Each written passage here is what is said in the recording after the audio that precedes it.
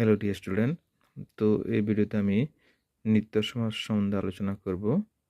তো তোমরা যারা অবশ্য ফেসবুক থেকে দেখছো পেজটি ফলো করবে, আর যদি যদি ইউটিউব চ্যানেল আমার ইউটিউব চ্যানেল থেকে দেখো অবশ্যই চ্যানেলটি সাবস্ক্রাইব করবে। আচ্ছা, নিত্য সমাজ কি? দেখো, যে সমাসের সমসমান পদগুলি নিত্য অর্থাৎ সর্বদাই সমাজবদ্ধ থাকে তাকে নিত্য সমাজ বলে। তাই এর কোনো ব্যাস বাক্য হয় না, অর্থাৎ এর কোনো ব্যাস বাক্য হয় না। এতে স্বপদ অর্থাৎ সমাসের নিজের পদ ব্যবহৃত হয় না বলে এর অন্য নাম হলো অসপদ অসপদ বিগ্রহ নিত্য সমাস। ঠিক আছে, এখানে কি দেখা আছে দেখো, যেমন এক্সাম্পল কি, অন্য দেশ, দেশান্তর। তো এটা হলো নিত্য সমাস।